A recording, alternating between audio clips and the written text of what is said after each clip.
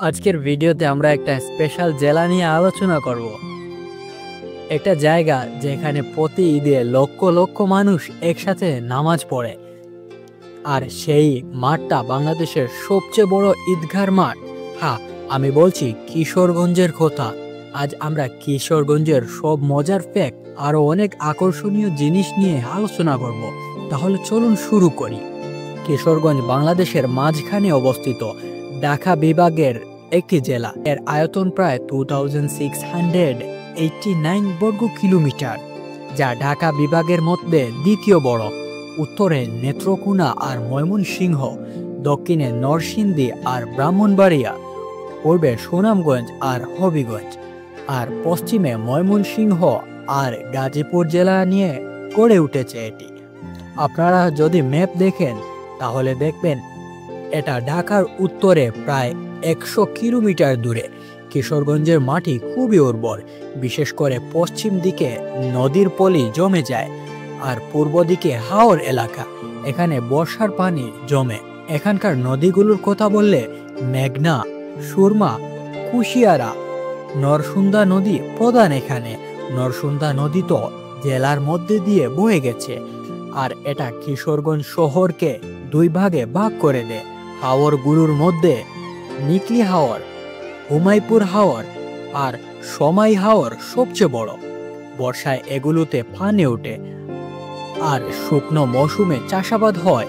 এই হাওরগুলো কিশোরগঞ্জকে একটা অন্যরকম লুক এনে দিয়েছে। এখানকার আবহাওয়া খুবই মজার। গরমকালে গরম, আর বর্ষাকালে বৃষ্টি আর শীতল ঠান্ডা। হাওর এলাকায় বর্ষায় নৌকায় ঘোরার মজাই আলাদা। যদি তুমি প্রকৃতি প্রেমী হয়ে থাকো তাহলে তোমার জন্য কিশোরগঞ্জ একটি আদর্শ জায়গা। এখানে পাখি, মাছ আর সবুজের সমাহার।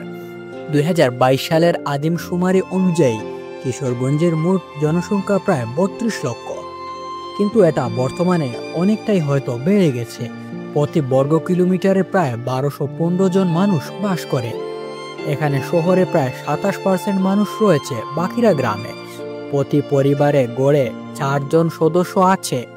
এখানে শিক্ষার প্রতি মানুষের আগ্রহ অনেকটাই বেশি। ধর্মের দিকে আসলে 95% মুসলিম, বাকি 5% হিন্দু। অন্যান্য ধর্মের লোকেরা এখানে নেই, এরকম কোনো তথ্য পাওয়া যায়নি। হিন্দুরা মূলত হাওর এলাকায় মাছ ধরার কাজ করে। কিশোরগঞ্জের মানুষ খুবই সহজ সরল, আর তারা একসাথে থেকে উৎসব পালন করে। কিশোরগঞ্জের অর্থনীতি নিয়ে কথা বললে এটা মূলত কৃষি আর মাছ নির্ভর। হাওর এলাকা বলে মাছের উৎপাদন প্রচুর পরিমাণে হয়। বাংলাদেশের মোট মাছের চাহিদার বড় একটা অংশ আসে এখান থেকে। রুই, কাতলা, ইলিশ সব ধরনের মাছ পাওয়া যায় এখানে।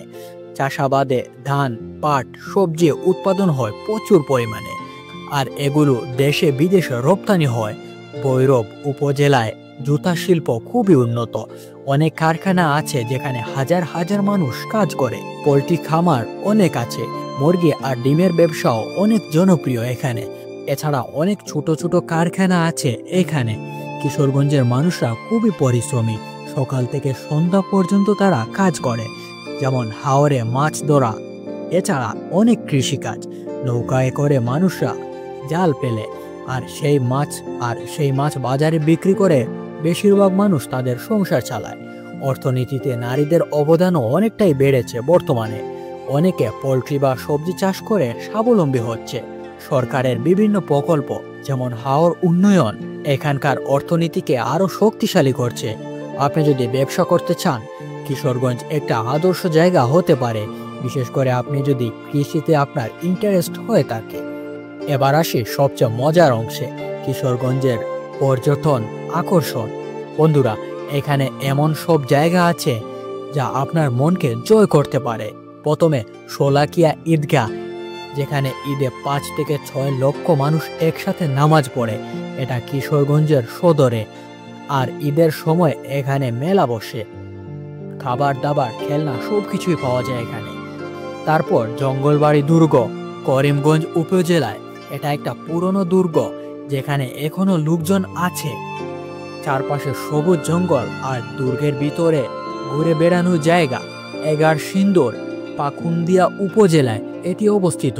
এখানে পুরনো মসজিদ, মন্দির আর দুর্গের অংশ আছে। শাহ মোহাম্মদ মসজিদ আর সাদি মসজিদ দেখার মতো।